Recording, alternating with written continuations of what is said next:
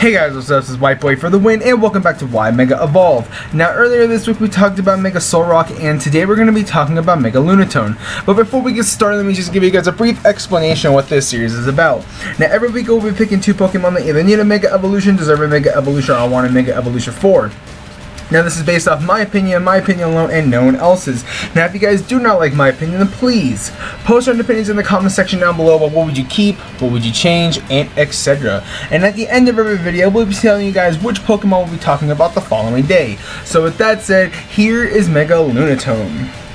Now, like I said in the Mega Solrock video, it's just going to be a matter of time until people start asking me, hey, since you do a series based off Mega Evolutions, when are you going to do Mega Solrock and Mega Lunatone? Because obviously those two Pokemon are based off of the new games that are coming out, and a lot of people are speculating, including myself, that if we are going to be getting any more Megas, a lot of people are thinking that we are going to be getting like a Mega Solrock and a Mega Lunatone, and it was just, like I said, going to be a matter of time until I do these, because I was actually planning on doing a Mega Solrock and also a Mega Lunatone sometime this year before like Sun and Moon actually drop. I mean, obviously, since you're watching this, I mean, I've already done it, but nonetheless, I wanted to actually talk about those two Pokemon just because obviously we are getting games based off of the stars. So the last one we obviously haven't talked about yet is Lunatone. Now, I can't remember if I said this or not in the Mega Solrock video, because breaking the fourth wall here, I am pretty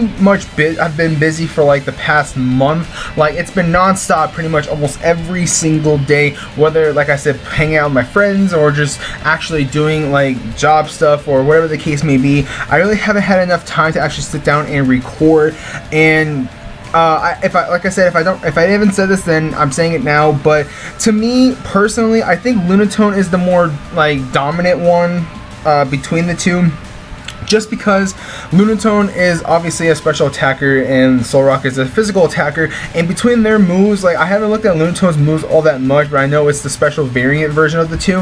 It actually has more diverse moves that actually can benefit it in competitive play, and I've actually seen more Lunatone rather than Solrock when it comes to like their corrective tier, because if I'm not mistaken, they are both in the same tier, or at least I think they are. Like, don't quote me on that because I don't play low tier Pokemon at all. I'm not saying that I'm not a fan of it, it's not my cup of tea when it comes to competitive play. But anyways, like I said, Lunatone for me is the more dominant one out of the two, just because obviously Lunatone has better like moves special wise, or just for Lunatone in general. Now, as you can tell from what I've done to its stats, I did increase everything but decreased its physical attack from base 55 to base 25, so that way I have an extra 30 points to distribute into its other stats. Now, if you guys have yet to notice, if you haven't watched the Mega Solrock video, then spoilers.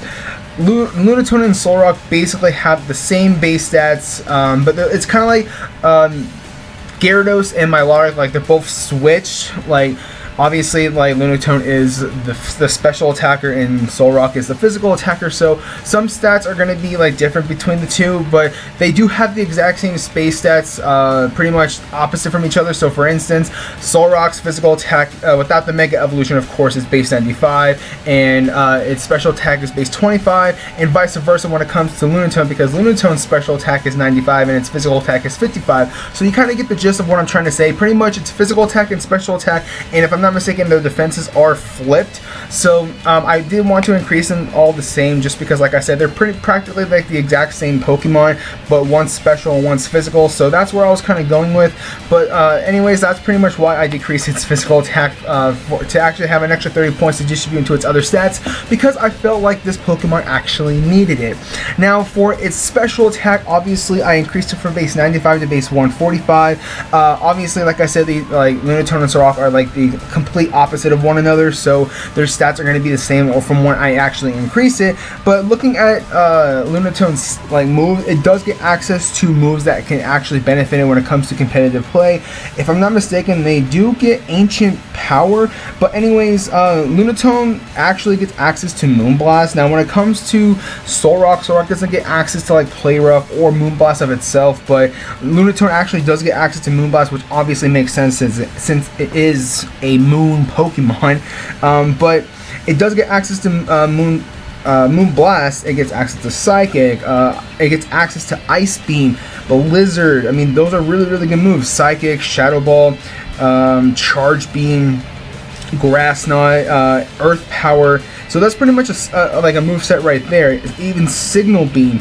It does get access to Ancient Power, but it is a transfer move. But regardless, it does have some special variant rock type move to actually use in competitive play, which obviously it is Ancient Power. So you do have some stab type move when it comes to like one of its typings for stab. But regardless, it does get access to very good special attacks that can actually benefit it in competitive play. I mean, it gets Ice Beam, it gets Blizzard, it gets like Charge Beam, Psychic, Shadow Ball, and so on and so forth. So like that's pretty much a move set right there. All you need is either Calm Mind, Rock Polish. If you want to run both, then kudos to you. And then probably like Ancient Power, Psychic, or Shadow Ball, or Ice Beam. Regardless of like what move you want to run, like I said, regardless, it does have a very viable move set to use when it comes to competitive play. Now for its physical defense, I increased it from base 65 to base 90.